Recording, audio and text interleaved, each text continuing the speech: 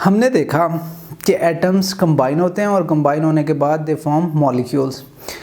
इस टॉपिक का नाम ही है कॉजेज ऑफ केमिकल कॉम्बिनेशन, या ये कंबाइन क्यों होते हैं, वो क्या वजह है जिसकी वजह से ये कंबाइन होते हैं।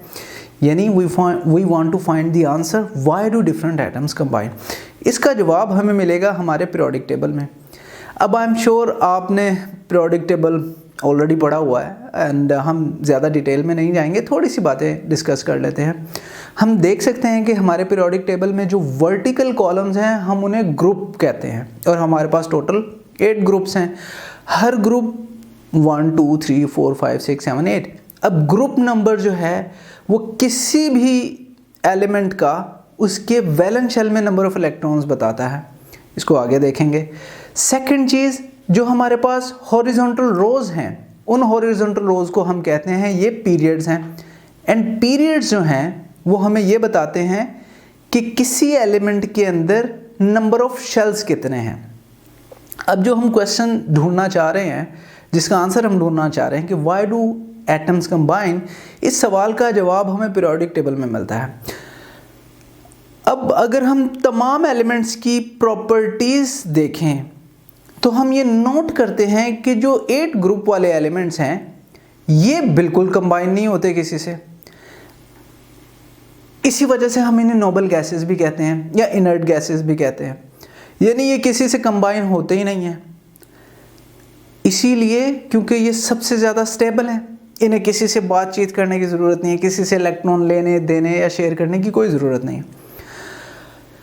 तो बाकियों को देखते हैं कि बाकी क्यों करते हैं और किस तरह करते हैं, वो इलेक्ट्रॉन्स के साथ क्या होता है। अगर मैं फ्लोरीन की बात करूं, फ्लोरीन का ग्रुप नंबर है 7।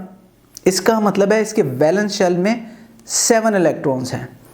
अब अगर मैं फ्लोरीन के कंपाउंड्स को स्टडी करता हूं तो मैं देखता हूं कि फ्लोरीन 1 इलेक्ट्रॉन गेन करके स्टेबल हो जाता है। अगर आप देखें जब वो उसने 1 इलेक्ट्रॉन गेन किया फ्लोरीन ने, तो उसके वैलेंस शेल में 8 इलेक्ट्रॉन हो गए। हमारे नियोन यानी जो उसके करीब गैस है, बिल्कुल नेक्स्ट ही है, उसके वैलेंस शेल में भी 8 इलेक्ट्रॉन्स हैं। तो इसका मतलब कि जब फ्लोरीन ने 1 इलेक्ट्रॉन गेन कर लिया तो वो स्टेबल हो गया, और स्टेबल हो गया और उसके पास उतने ही इलेक्ट्रॉन्स हो गए जितने नियोन के पास हैं, जो उसके नियर ही है, बिल्कुल साइड पे। फिर हम देखते हैं ऑक्सीजन। ऑक्सीजन का ग्रुप नंबर है 6। मैंने बताया कि ग्रुप नंबर का मतलब है उसके वैलेंस शेल में इलेक्ट्रॉन्स की तादाद। तो ये क्या करता है, ये 2 इलेक्ट्रॉन्स समहाउ अपने ले आता है, शेयर करके, गेन करके या कैसे भी। जब ये 2 इलेक्ट्रॉन गेन करता है, पहले थे इसके पास 6, अब हो गए 8, तो इसने तो एग्जैक्टली नियोन की कॉन्फ़िगरेशन अटेन कर ली, यानी नियोन की तरह ही बन गया। नियोन भी स्टेबल है। अब ऑक्सीजन जब 2 इलेक्ट्रॉन गेन कर लेगा, उसके 8 हो गए, तो वो भी स्टेबल हो जाएगा। तो हमें यहाँ से कुछ आइडिया मिलना शुरू होता है कि एटम्स जो हैं वो अपने नोबल गैस की कॉन्फ़िगरेशन हासिल कर लेते हैं इलेक्ट्रॉन्स के साथ कुछ ले दे के, and then they become stable, और उसके बाद वो किसी से इलेक्ट्रॉन आसानी से लेते देते नहीं। फिर जब हम नाइट्रोजन की बात करते हैं, अब नाइट्रोजन का ग्रुप नंबर 5 है। क्या आप मेरी हेल्प करेंगे बताने में कि ये क्या करेगा 8 करने के लिए? ऑब्वियसली ये 3 इलेक्ट्रॉन गेन करेगा। जब ये 3 इलेक्ट्रॉन गेन कर लेगा तो इसके वैलेंस शेल में 8 इलेक्ट्रॉन हो गए। 8 इलेक्ट्रॉन्स एग्जैक्टली वही हैं जो नियोन के पास थे। सिमिलरली कार्बन के वैलेंस शेल में 4 इलेक्ट्रॉन हैं। ये भी इलेक्ट्रॉन्स शेयर करके 4 हैं, 4 और ला के 8 कर लेगा, और नियोन की इलेक्ट्रॉनिक कॉन्फ़िगरेशन इसकी भी हो जाएगी और ये भी स्टेबल हो जाएगा।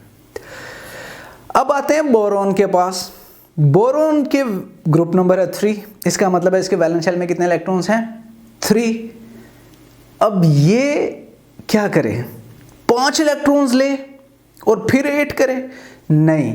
क्यों? क्योंकि बोरॉन से अगर हम काउंट करें तो कार्बन, नाइट्रोजन, ऑक्सीजन, फ्लोरीन, फिर नियोन आता है 5वें नंबर पे, तो वो इससे दूर हो गया। तो बोरॉन क्या करता है, अपने वैलेंस शेल में 3 इलेक्ट्रॉन जो हैं बजाय 5 ले अपने 3 इलेक्ट्रॉन दे देता है, लूज कर देता है। लूज करने की वजह से अब उसकी जो इलेक्ट्रॉनिक कॉन्फ़िगरेशन है वो हीलियम वाली हो जाएगी। तो उसने, क्योंकि हीलियम बोरॉन के ज़्यादा करीब है, अगर बोरॉन से हमने हीलियम तक जाना हो तो बोरॉन से पीछे आएंगे बेरिलियम, बेरिलियम से पीछे है लिथियम, लिथियम से पीछे है हीलियम। तो सिर्फ 2-3 एलिमेंट छोड़ के वो हीलियम तक पहुंच जाता है, तीसरा एलिमेंट हीलियम है। तो बोरॉन का जो नियरेस्ट नोबल गैस है वो हीलियम है। इसी तरह अगर हम बेरिलियम की बात करें जिसके वैलेंस शेल में 2 इलेक्ट्रॉन हैं, अगर उसने नियोन तक जाना है तो उसे 6 इलेक्ट्रॉन चाहिए होंगे, 2 पहले हैं 6 और तब जाके 8 होंगे, लेकिन ये फिजिबल नहीं है। उसके लिए आसान ये है कि जो उसके पास 2 हैं वो 2 दे दे, लूज करते, और लूज करने की वजह से हीलियम की इलेक्ट्रॉनिक कन्फिग्रेशन ले ले, अब वो स्टेबल हो जाएगा। सिमिलरली लिथियम फर्स्ट ग्रुप में है, number of electrons valence shell में 1 है, 1 होने की वजह से वो 7 तो नहीं ले सकता अब इलेक्ट्रॉन्स, वो फिजिबल नहीं है, मुश्किल है। 1 दे देना आसान है कंपैरेटिवली, जैसे वो 1 इलेक्ट्रॉन देगा अब उसकी इलेक्ट्रॉनिक कन्फिग्रेशन हो जाएगी हीलियम वाली।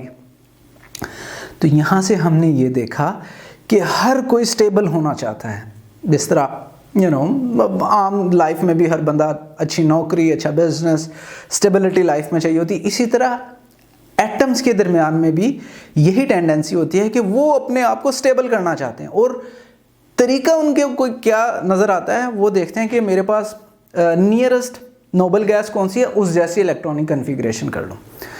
अगर हमने देखा हीलियम, पिछले चैप्टर में 5th में हमने बड़ी डिटेल में पढ़ा कि इलेक्ट्रॉनिक कन्फिग्रेशन क्या होती है, शेल क्या होते हैं, सब शेल क्या होते हैं, ऑर्बिटल्स क्या होते हैं।